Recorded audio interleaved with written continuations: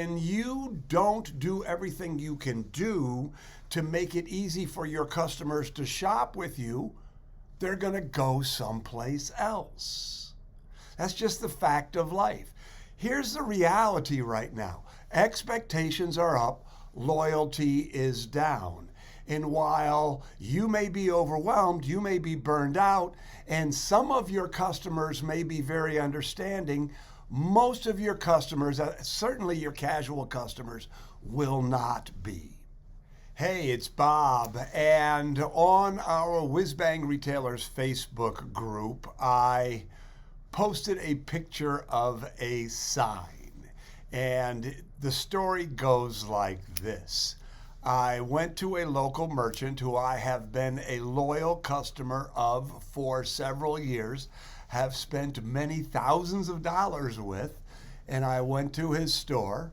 I could have easily bought online, but I went to his store, and the sign said, March hours, Monday, Wednesday, Friday, 12 to 5.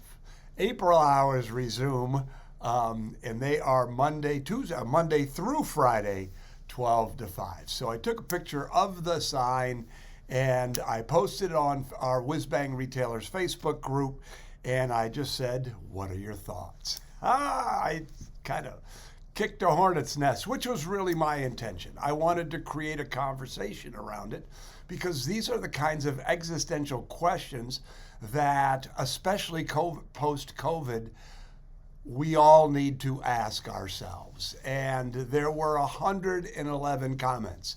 And when there are 111 comments on a thread, it means that it's a hot topic, and it makes me want to reply. So before I get into it, there's a couple of things. First of all, I'm going to explore this topic from a couple of different levels. We're going to talk about it from the store owner's perspective, from a customer's perspective, from a business perspective, and from the perspective of the community of independent retailers. The second thing, that's what is going to happen here. The second thing is that if you're watching this and you are a retailer or you care about independent retailers, I would encourage you to go to our Facebook group, Whiz Bang Retailers, and ask to join. If you're a retailer, you're in. It's a wonderful, positive community of growth-minded independent retailers, and my guess is you'll love it there. Having said that, now let's sort of get into the meat of things. The first thing that I want to share, and this is really important, is that if you're watching this and you're a business owner, you're a retailer business owner, that you get to make your own decisions. That I will share with you what I think, but you get to make the decisions. This is one of the beautiful things about being a business owner, about being an entrepreneur. You get to make the decisions, but you also have to live with the consequences of bad decisions and live with the rewards of good decisions. So whatever you choose to do, it is entirely up to you. And I think that's really important because I'm not telling you what to do. I'm telling you it's your choice. Here are my thoughts on things. And the other thing I want to say is that a lot of you aren't going to like what I have to say. A lot of you aren't going to like it at all. A lot of you are going to disagree strongly. Some of you are going to disagree strongly enough that you might leave our Facebook group, or you might unsubscribe from our email list, the Retail Buzz, and that's okay. That's okay. You see, it used to be important to me that I was liked, but I've come to a place in my career where being liked isn't nearly as important as doing everything I can to help you be as successful as you can be. And sometimes that means I just need to tell it like I see it. And that's what I'm going to do here. I'm going to tell it like I see it. And when I tell it like I see it, if it comes off like I'm coming on strong, please understand that it's coming from a place of deep love and deep respect. I mean, I was a retailer for 19 years. I've been doing this for 23 years. I know what it's like to be in the trenches. I mean, your success is why I come to work every morning. Why Susan? Why the team? You know, your success is our mission. So if I offend, if my opinion offends you, it's all right. Okay? All right. So having said all of that, these 12 to 5, 12 to 5, 12 to 5, 111 comments. A lot of people said, I won't judge. I don't know. You don't know what that person is going through. You don't know their circumstances. You don't know. Because, well, let me back up. There were a lot of people who went, what the heck? What the heck? How are they staying in business? You know, that you can't be open hours like that and call yourself a true professional retailer. So that was one side. One side was, come on. The other side was, I'm not judging because I don't know the circumstances. And there was a lot of the pushback to, you know, the whole, hey, you know, get with the program. A lot of it was, you don't know what's going on. I have the same thing going on in my life, in my business. So here's what I want to say. I want to say, good on you if you aren't making judgments about that merchant. I mean, good for you. It's a very, very human thing to, especially after the pandemic, to be gentle, to be understanding, to try not to judge until you have all the information. And so I applaud that sentiment. However, and this is really important, and this goes into the whole thing about your customers. However, you know, somebody made the point, they called me out. They said, I wish that Bob Nagin would tell people to support small businesses and not judge them. And I love that. I support small businesses, but I do judge them. But here's the thing. If you are a small business and you depend on other small businesses to keep your small business afloat, you're going under. There just aren't enough small business people. So what we need is we need the support of everybody else in the world. And, you know, the last I checked is that Amazon.com has 197 million active customers and 124 million Prime subscribers.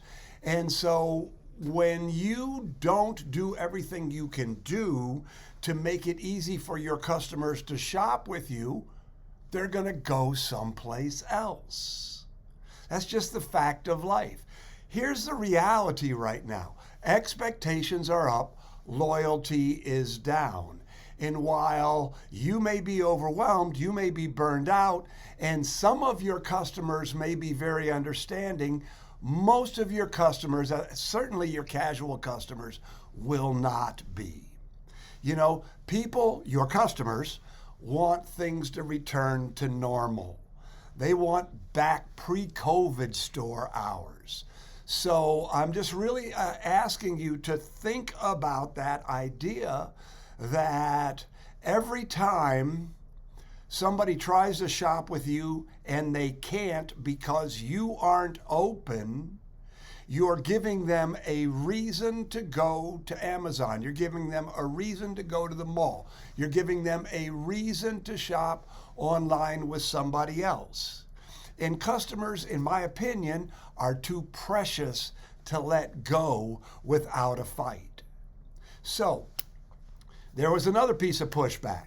Somebody said, hey, I resent someone saying that if I'm not open 7 days a week, I'm treating my business like a hobby. And I'm going to go back to this idea of your business. You can choose any hours you want. But let me just say, if you're closed on Sundays, you are missing out on 52 days a year. You're missing out on weeks worth of business. If you're closed 2 days a week, oh my goodness, think about that. You're missing out on 104 days of business. If you're closed on Sunday and you close at 5 o'clock during the weekdays and you're open from 10 to 6 on Saturdays, you've given anybody who has a job only 8 hours a week to shop with you. Now, of course, you can have e-commerce capabilities and all those things. But here's the deal, and I believe this is the bottom of my heart. Your customers don't care. Your customers don't care. Now, let's talk about a really, really nefarious mind thing. Some of you, and I've heard this from people who are keeping customer unfriendly hours, say, my customers understand. My customers support me having a life. And what I would say is, if you are thinking that when I say this, that you are engaging in a bad case of confirmation bias. That just because a couple of your customers told you it was all right, doesn't mean that it's all right. Again, most customers won't say anything. They won't complain. They're just going to go someplace else. And so I want you, if you're not open 7 days a week, at least till 6, preferably till 8, here's what I'd like you to think about. Yes, you can run your business. Yes, you might be able to make a living out of it. But it might not be that you're treating your business like it's a hobby. But I'm going to ask you, why are you playing small? Why are you playing small? So let me a metaphor here. So you got into this business to be a success, I would assume. And a success can look a lot of different ways. I understand that. But let's use the metaphor of being a golfer. And you're good at golf, and you like golfing, and you want to be a pro, and you turn pro. And you want to make it to the PGA Tour or the LPGA Tour. But you really don't feel like working on your short game. You don't like putting. You've never been good at it. You know, you never found a putter that you like. So you say, well, okay, I'll be all right with just being on the minor leagues. I'll be all right just not really making a living, not really realizing my potential. But because I don't really want to make the sacrifice or do the things that I need to do to be on the big tour, the big bad tour, I'm going to settle.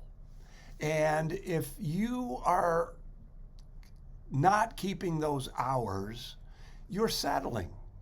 You're not building the kind of business that you could. And when you don't build the kind of business that you can, you don't build the kind of life that you deserve. So let me back this up, because again, I think that there's some inaccurate thinking here. The excuse that I keep hearing is that I can't find people, or that something's happening in my business. And so that there's a hole in the schedule that forces the merchant, I'm going to say you, but could be anybody, but forces the merchant to cut their hours. But understand this, that every time there's a problem in your business, a problem points to an opportunity. A problem points to a need to develop a skill. And when you develop the skill, although the problem may not go away entirely, you now know how to deal with it. Not only that, but you're more confident. You're a better retailer. And this is how you grow as a business person. Not just your sales, but how you grow as a business person.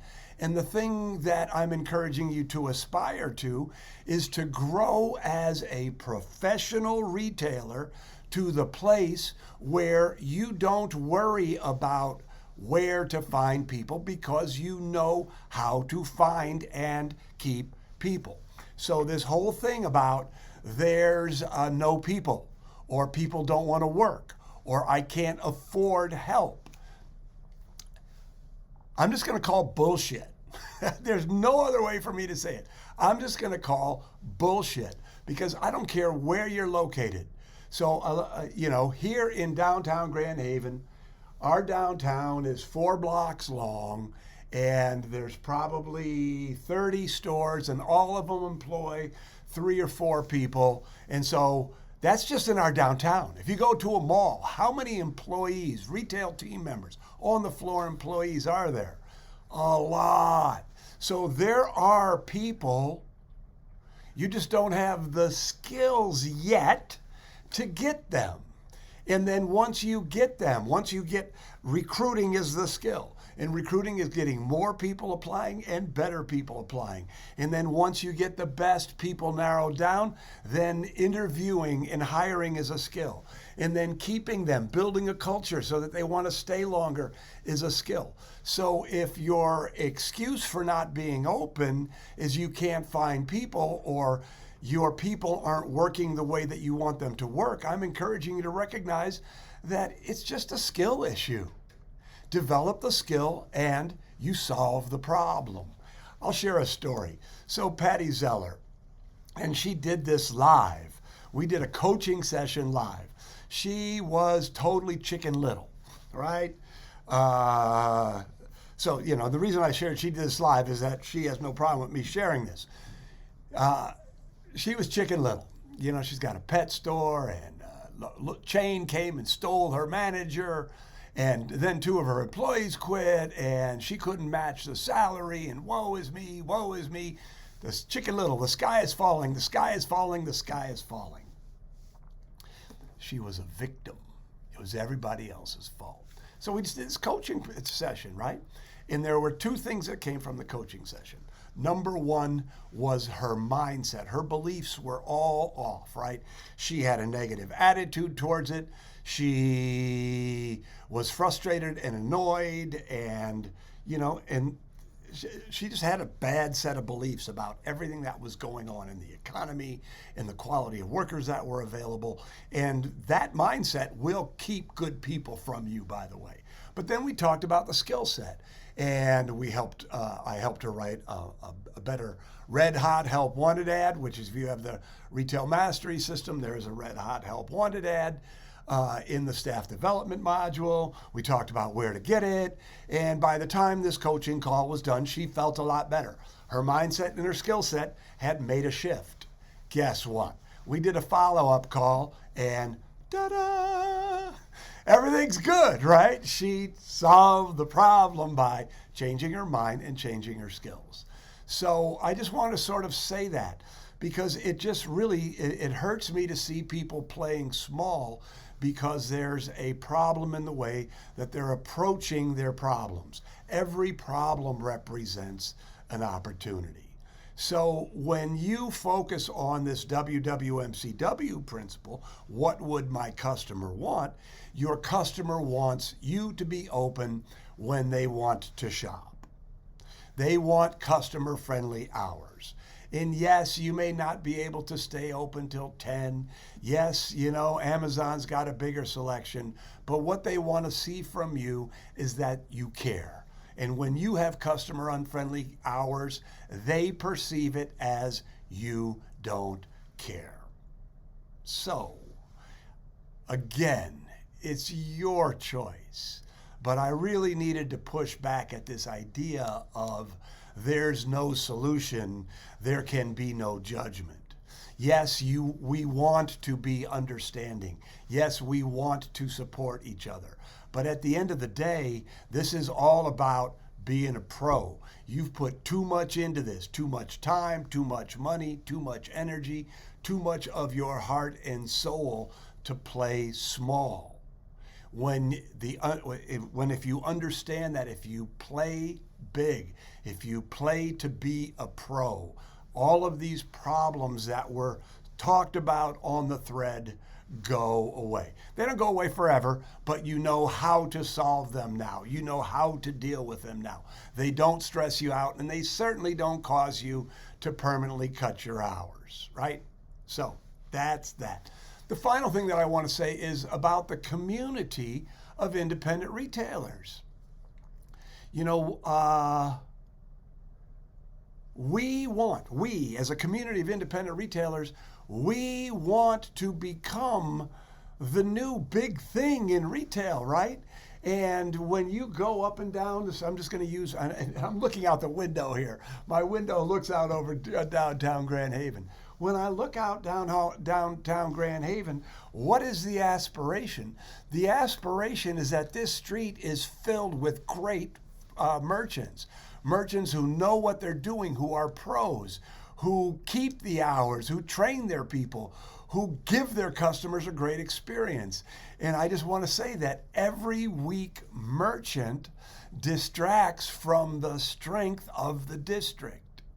And so while, yes, you can be sympathetic, you can be empathetic, you can withhold judgment, all of these things are all coming into my statement that we need to be good people. We need to be good. There's no room for victims. Yes, you have a choice, but again, this is the beautiful thing about owning your business. You get to make the choice, but you also have to live with the decisions, and you also have to, excuse me, my screen just went blank, so I need to get it going here so I can wrap this up. You need to live with the decisions, but you also have to understand that if you do the work, if you build the skills, if you gain the experience, if you become better, you also reap the rewards. And so that's just what I wanted to share with you, because it was a big, robust thread, and I hope that you found this helpful. I hope if you were leaning towards, oh, I can keep shorter hours, oh, it's okay, that I've sort of pushed you in the direction of, no, let's get serious. Let's be pros. Let's figure this stuff out. Let's build the best business that we can possibly build, because when you build the best business you can possibly build, you're going to have the best life because of that business. So anyway, I'm Bob Nagin, and please put your comments down below. I would love to hear them. All right, everybody, take care. Bye-bye.